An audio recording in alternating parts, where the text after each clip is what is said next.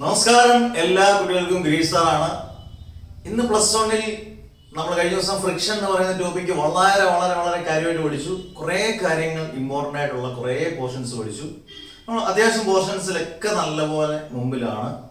4ാമത്തെ unit ആണ്. നല്ല സ്ലോയിൽ പഠിപ്പിച്ചാലും നല്ല പോലെ പഠിപ്പിച്ചു പോകുന്നുണ്ട്. എന്നാൽ പോർഷൻസ് നല്ല പോലെ മുന്നോട്ട് പോകുന്നുണ്ട്. നമ്മൾ ഫ്രിക്ഷനെ കുറിച്ച് കഴിഞ്ഞ ദിവസം പഠിച്ച കുറേ ടോപ്പിക്കുകളുണ്ട്. ഫ്രിക്ഷനെ കുറിച്ച് പഠിച്ചത് loss of static friction, loss of kinetic friction, static friction, kinetic friction, ഇങ്ങനെയുള്ള കാര്യങ്ങളെല്ലാം സ്ഥിരമായി പരീക്ഷയ്ക്ക് ഉപയോഗിക്കുന്നതാണ്. ഇന്ന് നമ്മുടെ ഇതിനകത്ത് പ്രധാനപ്പെട്ട കുറേ ടോപ്പിക്കിൽ ഒരെണ്ണം ലൂബ്രിക്കൻസ് ആണ്, ഒരെണ്ണം ആംഗ്ലോ ഫ്രിക്ഷൻ ആണ്, ഒരെണ്ണം friction is a necessary evil why. വളരെ ഇമ്പോർട്ടൻ്റ് ആയിട്ട് ക്വസ്റ്റ്യൻ ആണ്. അത് ആദ്യത്തെ ക്വസ്റ്റ്യൻ എന്ന് പറയുന്നത് ലൂബ്രിക്കൻസ് ആണ്. ഒന്ന് ശ്രദ്ധിച്ചേ, ലൂബ്രിക്കൻസ് സിമ്പിളായിട്ട് നിങ്ങൾക്ക് അറിയാവുന്നൊരു വാക്കാണ്. കാരണം നമ്മുടെയൊക്കെ സൈക്കിളോ ഒക്കെ നമ്മൾ ഇടയ്ക്കിടയ്ക്ക് എണ്ണയൊക്കെ ഇട്ട് കൊടുക്കും, അല്ലെങ്കിൽ ഗ്രീസോ ഓയിലോ ഒക്കെ ഇട്ട് കൊടുക്കുന്നത് എന്തിനു വേണ്ടിയാണ്? അതിൻ്റെ ഫ്രിക്ഷൻ കുറയ്ക്കാൻ വേണ്ടിയാണ്. നമുക്ക് വളരെ സ്മൂത്തായിട്ട് റൈഡ് ചെയ്യാൻ വേണ്ടി, സ്മൂത്തായിട്ട് ഓടിക്കാൻ വേണ്ടി. അന്നേരം എന്താണ് ലൂബ്രിക്കൻസ് എന്ന് ചോദിച്ചാൽ, substances used for reducing friction are called lubricants. നിങ്ങൾ എന്നോടൊപ്പം പറഞ്ഞു പോവുക. Substances used for reducing friction are called lubricants. Easy. ഇനി ഇപ്പൊ നിങ്ങൾ ഡെഫിനിഷൻ പഠിച്ചു. എക്സാമ്പിൾ വേണമെങ്കിൽ ഓയിലും ഗ്രീസും എന്നൊക്കെ പറഞ്ഞ് എനിക്ക് പോകാം. പക്ഷെ എൻട്രൻസ് ഓറിയന്റഡ് ആയിട്ട് തന്നെ ഒരു 3 ടൈപ്പ് ഫ്രിക്ഷൻ, 3 ടൈപ്പ് ലൂബ്രിക്കൻസ് പറഞ്ഞുതരാം. സോളിഡ് ലൂബ്രിക്കൻറ്റ് ചിലപ്പം ചില സ്കൂളുകളിൽ പഠിപ്പിക്കാൻ ചാൻസ് ഉണ്ട്, പക്ഷെ നിങ്ങൾ അറിഞ്ഞിരിക്കണം. സോളിഡ് ലൂബ്രിക്കന്റ് ഉണ്ട്, സെമി ലിക്വിഡ് ലൂബ്രിക്കന്റ്,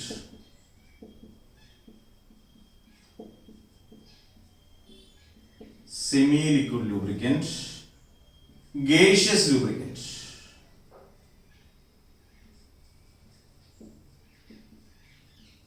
നിങ്ങൾ ആദ്യം ലൂബ്രിക്കൻസ് എന്താണെന്ന് എഴുതുക. Substances used for reducing friction, friction കുറയ്ക്കാൻ ഉപയോഗിക്കുന്ന സബ്സ്റ്റൻസിനെ പറയുന്നവരാണ് ലൂബ്രിക്കൻസ്. സോളിഡ് ലൂബ്രിക്കന്റ് അവിടെ നിങ്ങൾ എക്സാമ്പിൾ വളരെ ഇമ്പോർട്ടന്റ് ഗ്രാഫൈറ്റ് ആണ്. ഇത് എൻട്രൻസിനും വളരെ വളരെ ഇമ്പോർട്ടന്റ് ആണ്. സെമി ലിക്വിഡ് എന്ന് പറഞ്ഞാൽ ഇപ്പോൾ ഓയിൽ ആയാലും ഗ്രീസ് എന്നൊക്കെ പറഞ്ഞാൽ പ്യൂർലി ഒരു ലിക്വിഡ് അല്ല, സെമി ലിക്വിഡ് ആണ്. അവിടെ നമുക്ക് എക്സാമ്പിൾ ആയിട്ട് ഓയിലും ഗ്രീസും കൊടുക്കാം. ജി ക്യാപിറ്റൽ ഇടുന്നുണ്ട്, ഒന്ന് പൂരിപ്പിച്ചേക്കാം. അടുത്ത ഗേഷ്യസ് ലൂബ്രിക്കന്റ് എന്ന് പറഞ്ഞാൽ വളരെ ഇമ്പോർട്ടന്റ് ഡ്രൈ എയർ. എയർ ആണ്, എയർ എന്ന് പറയുന്നതാണ് ഡ്രൈ എയർ എന്ന് പറയുന്നത്. ഇത് 3 എൻട്രൻസിനും ഇമ്പോർട്ടന്റ് ആണ്. അതുകൊണ്ടാണ് ഞാൻ ഹാഷ് എന്ന് മാർക്ക് ചെയ്തത്. നിങ്ങൾ ഉറപ്പായിട്ടും ഫ്രിക്ഷൻ കൃത്യമായിട്ടും ഫ്രിക്ഷൻ പഠിക്കുമ്പോൾ അറിഞ്ഞിരിക്കേണ്ട ഒരു ടോപ്പിക്കാണ് ലൂബ്രിക്കൻസ്. ലൂബ്രിക്കൻസ് എന്താന്ന് പറഞ്ഞു, അതിന്റെ 3 ക്ലാസിഫിക്കേഷൻ, 3 എക്സാമ്പിളുകൾ നമ്മൾ പഠിച്ചു. നന്നായിട്ട് ഓർത്തിരിക്കുക. ഇനി അടുത്ത ടോപ്പിക്കാണ് നമ്മൾ പഠിക്കാൻ പോകുന്ന ടോപ്പിക്കാണ്. സ്ഥിരമായിട്ട് ഇങ്ങനെ തന്നെ ക്വസ്റ്റ്യൻ തന്നെ ചോദിക്കാറുണ്ട്, friction is a necessary evil why. അതിലോട്ട് നമുക്ക് പോകാം. ഓക്കെ, അടുത്ത വളരെ വളരെ വളരെ ഇമ്പോർട്ടന്റ് ഒരു ക്വസ്റ്റ്യൻ ആണ്, friction is a necessary evil why. ഒരുപാട് വട്ടം പബ്ലിക് എക്സാം ചോദിച്ച ക്വസ്റ്റ്യൻ. ഇങ്ങനെ തന്നെ ചോദിച്ചിട്ടുണ്ട്. അന്നേരം എന്താണ് ഫ്രിക്ഷൻ അറിയണമെന്നുണ്ടെങ്കിൽ അതിന്റെ മെറിറ്റ്സും ഡീമെറിറ്റ്സും, അല്ലെങ്കിൽ മറ്റൊരു രീതിയിൽ പറഞ്ഞാൽ അഡ്വാൻറ്റേജും ഡിസഡ്വാൻറ്റേജും നമ്മൾ അറിഞ്ഞിരിക്കണം. അതുകൊണ്ടാണ് അതിന് ഇങ്ങനെ ഒരു പേര് കൊടുത്തത്. ഫ്രിക്ഷൻ ഈസ് എ നെസസറി എന്ന് പറഞ്ഞാൽ നെസസിറ്റീസ് ഉണ്ട്, അഡ്വാൻറ്റേജ് ഉണ്ട്. ഈവിൾ എന്ന് പറഞ്ഞാൽ ഡീമെറിറ്റ്സ് അല്ലെങ്കിൽ ഡിസഡ്വാൻറ്റേജ് ഉണ്ട്. അത് ഏതൊക്കെയാണെന്നാണ് ഈ ക്വസ്റ്റ്യന്റെ അർത്ഥം. Friction is a necessary evil why. കൃത്യമായിട്ട് ക്വസ്റ്റ്യൻ അനുസരിച്ച് ആൻസർ ചെയ്യും. അന്നേരം friction is a necessary evil because friction has advantages as well as disadvantages. എത്ര മനോഹരമായ സെന്റൻസ് ആണ്. അങ്ങനെയാണ് നമ്മൾ തുടങ്ങുന്നത്. Friction is a necessary evil because friction has എന്തൊക്കെയുണ്ട്? Advantages and disadvantages.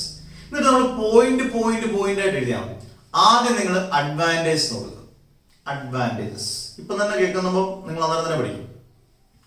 ആദ്യത്തെ അഡ്വാൻറ്റേജ്, ഫ്രിക്ഷൻ ഒരുപാട് ഇഷ്ടംപോലെ അഡ്വാൻറ്റേജസ് ഉണ്ട്. അതിനകത്ത് നമുക്ക് പോയിന്റ് ചെയ്ത് ഫ്രിക്ഷന്റെ അഡ്വാൻറ്റേജ് പഠിക്കാം.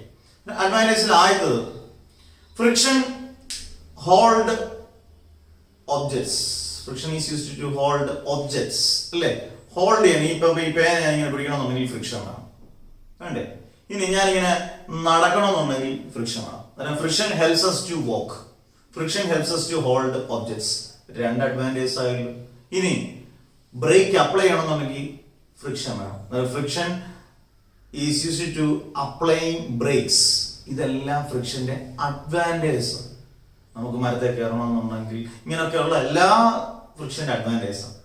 അന്നേരം 3 മിനിമം ഓർത്തിരിക്കുക. അന്നേരം friction helps us to walk, friction helps us to hold objects, friction is used for applying brakes.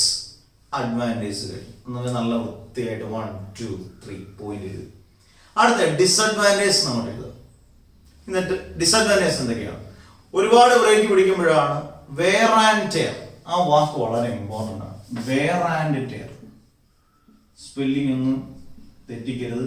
wear and tear എന്ന് വായിക്കുകയും ചെയ്യരുത്. wear and tear എന്ന് പറഞ്ഞാൽ തേയ്മാനമാണ്. ഒരുപാട് ബ്രേക്ക് അപ്ലൈ ചെയ്യുമ്പോൾ സ്വാഭാവികമായിട്ടും തേയ്മാനം വരും. അത് ഫ്രിക്ഷന്റെ ഒരു ഡിസഡ്വാൻറ്റേജ് ആണ്. ഇറ്റ് കോസസ് ഫസ്റ്റ് ഡിസഡ്വാൻറ്റേജ് നമ്മൾ ഹെഡിങ് കൊടുത്തു വരച്ചു. It causes wear and tear. Second one, it reduces the efficiency. സ്വാഭാവികമായിട്ടും തേയ്മാനം സംഭവിച്ചു കഴിഞ്ഞാൽ, ഇപ്പം ഒരു ടയറിന് തേയ്മാനം സംഭവിച്ചു കഴിഞ്ഞാൽ നമ്മൾ പറയും ഇനി അധികം അതേ ലോഡ് ഉണ്ടാക്കും ഒരു ടയർ മേടിക്കും. കാരണം എന്താ? അതിന്റെ എഫിഷ്യൻസി കുറഞ്ഞുകൊണ്ടേയിരിക്കും സ്വാഭാവികമായിട്ടും. അന്നേരം it causes wear and tear, it reduces the efficiency. ഇതൊക്കെ കൊണ്ട് തന്നെ due to this some amount of energy is wasted in the form of heat. സമയത്ത് റോഡിലൂടെ ഈ വണ്ടികളെല്ലാം പോകുന്നത്. അന്നേരം എനർജി എന്തായിട്ട് മാറുന്നു? ഹീറ്റ് എനർജി ആയിട്ട് അത് വേസ്റ്റ് ആയി പോകുന്നു. ഇതെല്ലാം ഇതിന്റെ ഡിസഡ്വാൻറ്റേജ്. ഡ്യൂ ടു ദിസ് ഏതൊക്കെ? Due to this advantage and disadvantage friction is a necessary evil. നമ്മൾ ആദ്യം അങ്ങനെ സെന്റൻസ് പറഞ്ഞിട്ടുണ്ടെങ്കിൽ പിന്നെ അഡ്വാൻറ്റേജും ഡിസഡ്വാൻറ്റേജും മാത്രം പറഞ്ഞാൽ മതി. ഇതൊരു 2 മാർക്ക് ഓർ 3 മാർക്ക് ക്വസ്റ്റ്യൻ. 2 മാർക്കിന്റെയോ 3 മാർക്കിന്റെയോ വളരെ ഇമ്പോർട്ടന്റ് ആയിട്ടൊരു ക്വസ്റ്റ്യൻ ആണ് ഫ്രിക്ഷൻ ഈസ് എ നെസസറി ഈവൽ. നിങ്ങൾ ഒരു 1 2 8 ഒന്ന് കേട്ട് നോക്കിക്കഴിഞ്ഞാൽ സൂപ്പർ ആയിട്ട് മനസ്സിലാവും. Friction is a necessary evil. Clear? എല്ലാ പോയിന്റ്സും ഒക്കെ ആണല്ലോ. അത് നമുക്ക് അടുത്ത ടോപ്പിക്കിലോട്ട് പോകാം. Angle of friction. Angle of friction denote letter ലാംഡയാണ്. ഇനി അങ്ങോട്ടൊക്കെ പോകുമ്പോൾ ചെറുതായിട്ട് ഡെറിവേഷൻസ് തുടങ്ങും. ഇതൊന്നും വലിയ ഡെറിവേഷൻ ഒന്നും ഇല്ല. അങ്ങോട്ട് പോകുമ്പോൾ പതുക്കെ ഡെറിവേഷൻ തുടങ്ങും. അതായത് നമുക്ക് 2 3 ടോപ്പിക്ക് ഒരു ദിവസം പഠിച്ചാൽ മതി. പക്ഷെ പഠിക്കുന്ന ടോപ്പിക്ക് നല്ല ക്രിസ്റ്റൽ ക്ലിയർ ആയിരിക്കും. അങ്ങനെ പഠിച്ചാൽ മതി. കാരണം ഇപ്പൊ നമ്മള് 4ാമത്തെ യൂണിറ്റ് ഏകദേശം തീരാറിയും. ഇനിയിപ്പോ 1 2 3 ടോപ്പിക്ക് കൊണ്ട് നമ്മൾ ഏകദേശം ചാപ്റ്റർ പോകും. പിന്നെ ആപ്ലിക്കേഷൻ ക്വസ്റ്റ്യൻസ് ഒക്കെ തരുമ്പോൾ 4ാമത്തെ ചാപ്റ്റർ പിന്നെ 5ാമത്തെ ചാപ്റ്റർ പോകും. നമുക്ക് പഠിക്കുന്ന ടോപ്പിക്കുകൾ നമുക്ക് വൃത്തിയായിട്ട് പെർഫെക്റ്റ് ആയിട്ട് പഠിച്ചു പോകും. അതാണ് ഏറ്റവും നല്ലത്, അല്ലേ? കാരണം നമ്മൾ പോർഷൻസിൽ നല്ലപോലെ മുമ്പിലുമാണ്, കുഴപ്പമില്ല. അന്നേരം ആംഗിൾ ഓഫ് ഫ്രിക്ഷൻ ഡിനോട്ട് ചെയ്ത ലെറ്റർ ലാംഡയാണ്. നമ്മൾ ഈ ഫിഗർ, നിങ്ങൾ ഇതിനൊക്കെ ഫിഗർ വളരെ വളരെ ഇമ്പോർട്ടൻറ്റ്, വെരി ഇമ്പോർട്ടൻറ്റ്. ഫിഗർ വരച്ച് തന്നെ പഠിക്കണം. അത് എപ്പോഴായാലും +1ലും +2ലും ഏറ്റവും കൂടുതൽ ശ്രദ്ധിക്കേണ്ടത് ഫിഗർ വരച്ചില്ലെങ്കിൽ ചിലപ്പോൾ എത്ര തിയറി എഴുതി കറക്റ്റ് ആക്കിയാലും വെട്ടിയും കളയും. നമ്മൾ ഉദ്ദേശിക്കുന്ന മാർക്ക് കിട്ടത്തില്ല. നമുക്ക് ആർക്കും ചെയ്യാനും പറ്റത്തില്ല. നമ്മൾ ഞങ്ങൾ എല്ലാം എഴുതിയിട്ടുണ്ട്, ഫിഗർ വരയ്ക്കാത്തതിന് മാർക്ക് കുറച്ചു, ഒരു എക്സ്ക്യൂസും കിട്ടില്ല. അതുകൊണ്ട് ഫിഗർ ആദ്യം മുതലേ നല്ല വൃത്തിയായിട്ട് വരച്ച് പിടിക്കാം. നമ്മൾ നോക്കിയേ, ഇവിടെ ഒരു ബോഡി, ഇതേലെ കാര്യങ്ങളെല്ലാം ഞാനൊന്ന് പറയാം. കഴിഞ്ഞ ദിവസം നമ്മൾ പഠിച്ച കാര്യങ്ങളൊക്കെ തന്നെയാണ്. FS മാക്സിമം എന്ത് വരുന്നത്? FS മാക്സിമം കഴിഞ്ഞ ക്ലാസ്സിൽ പഠിച്ചവർക്ക് അറിയാം, ലിമിറ്റിംഗ് സ്റ്റാറ്റിക് ഫ്രിക്ഷൻ ആണ്. FS മാക്സിമം എന്ന് പറഞ്ഞാൽ ലിമിറ്റിംഗ് സ്റ്റാറ്റിക് ഫ്രിക്ഷൻ ആണ്. R എന്ന് പറഞ്ഞാൽ റിയാക്ഷൻ. നമ്മൾ ഇപ്പം പറയുന്ന പേര് നോർമൽ റിയാക്ഷൻ ആണ്. നോർമൽ റിയാക്ഷൻ ആണ് റിയാക്ഷൻ തന്നെ. പക്ഷെ S എന്തോന്ന് അറിയത്തില്ല. S എന്ന് പറഞ്ഞാൽ യഥാർത്ഥത്തിൽ ടോട്ടൽ റിയാക്ഷൻ. അന്നേരം ഓർത്തോണം, FS മാക്സിമം എന്ന് പറഞ്ഞാൽ ലിമിറ്റിംഗ് സ്റ്റാറ്റിക് ഫ്രിക്ഷൻ ആണ്. R എന്ന് പറഞ്ഞാൽ റിയാക്ഷൻ അല്ലെങ്കിൽ നോർമൽ റിയാക്ഷൻ ആണ്. S എന്ന് പറഞ്ഞാൽ ടോട്ടൽ റിയാക്ഷൻ. Total reaction. ഇത്രയും കാര്യങ്ങൾ നമ്മൾ അറിഞ്ഞിരിക്കണം. അന്നേരം ഈ S എന്ന് പറയുന്നത് ടോട്ടൽ റിയാക്ഷൻ. എന്താണ് ഈ ടോട്ടൽ റിയാക്ഷൻ? നിങ്ങൾ നോക്കിയേ, FS മാക്സിനും R നും ഇടയിലുള്ളതാണ് ഈ എസ് എന്ന് പറയാം. നമുക്ക് ഇങ്ങനെ പറയാമല്ലോ, ദി റിസൾട്ടന്റ് ബിറ്റ്വീൻ ഏതിനൊക്കെ ഇടയിലുള്ള Fs max എന്ന് പറഞ്ഞാൽ limiting static friction and normal reaction is called total reaction. അന്നേരം എസ് എന്ന് പറഞ്ഞാൽ the resultant between limiting static friction Fs maximum and normal reaction is called total reaction. പക്ഷെ നമ്മുടെ question ഇതാണ്, നമുക്ക് പഠിക്കേണ്ടതാണ് ആംഗിൾ ഓഫ് ഫ്രിക്ഷൻ ലാംഡ. നമ്മുടെ ഇവിടെ ലാംഡ എന്ന് പറഞ്ഞ് എഴുതിയിട്ടുണ്ട്.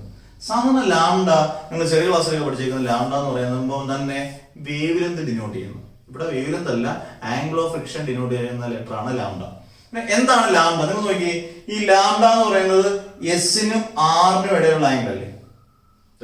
അതിനുവേണ്ടിയാണ് ഞാൻ എസ് പറഞ്ഞു തന്നത്. കാരണം എസ് എന്ന് പറഞ്ഞാൽ ടോട്ടൽ റിയാക്ഷൻ, അത് അറിയാന്ന് നമ്മൾ പറഞ്ഞിട്ട് കാര്യമില്ലല്ലോ. അന്നേരം എസിനും ആറിനും ഇടയിലുള്ള ആംഗിൾ ആണ് ലാംഡ. നമുക്ക് വളരെ ഈസി ആയിട്ട് പറയാമല്ലോ, ദി ആംഗിൾ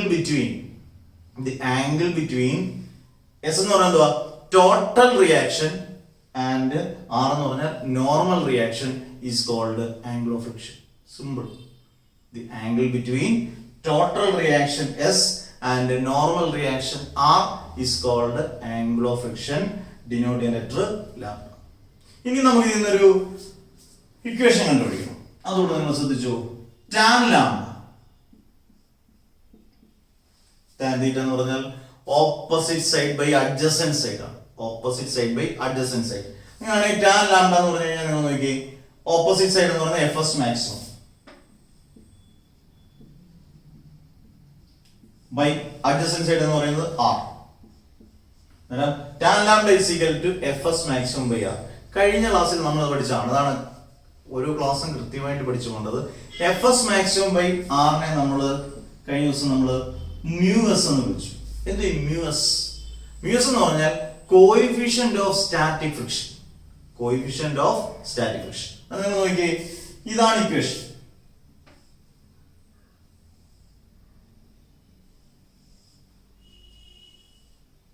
ഇവിടെ വരെ എഴുതിയാലും കറക്റ്റ് ആണ്, ഇങ്ങോട്ടായാലും കുഴപ്പമില്ല. Tan lambda is equal Fs maximum by R എന്ന് എഴുതിയാലും കറക്റ്റ് ആണ്. Fs maximum ബൈ R എന്ന് പറയുന്നത് മ്യൂഎസ് ആണ്, അല്ലേ? അങ്ങനെയാണെങ്കിൽ നിങ്ങൾ നോക്കിയേ, ഇതിപ്പം ഇങ്ങനെ ഈ ഫോർമാറ്റിൽ കിടക്കുന്നത് A is equal to B is equal to C. അങ്ങനെയാണെങ്കിൽ നമുക്ക് A is equal to B എന്ന് പറയാം, A is equal to C എന്ന് പറയാം, അല്ലേ? ഈക്വൽ അല്ലേ? അങ്ങനെയാണെങ്കിൽ നമുക്ക് ഇങ്ങനെ എഴുതാമല്ലോ, tan lambda is equal to mu s എന്ന് പറഞ്ഞാൽ നമുക്ക് അതിനെ എങ്ങനെ നമുക്ക് ഡിഫൈൻ ചെയ്യാം? ലാംഡ എന്ന് പറഞ്ഞാൽ angle of friction. Tan lambda എന്ന് പറഞ്ഞാൽ tangent of the angle of friction is equal to the coefficient of static friction. ചിലപ്പോൾ പ്രൂഫ് ആയിട്ട് ചോദിക്കാം, show that tangent of angle of friction is equal to coefficient of static friction. അങ്ങനെ നിങ്ങൾ ഈ പടം എല്ലാം വരച്ചിട്ട് ഈ ഇക്വേഷൻ എഴുതിയിട്ട് ഈ ഇക്വേഷൻ എഴുതി ക്ലിയർ ചെയ്തിട്ട് ദസ് ഇങ്ങനെ എഴുതാം, thus the tangent of lambda എന്ന് പറഞ്ഞാൽ angle of friction is equal to coefficient of mu S എന്ന് പറഞ്ഞാൽ static friction, coefficient of static friction.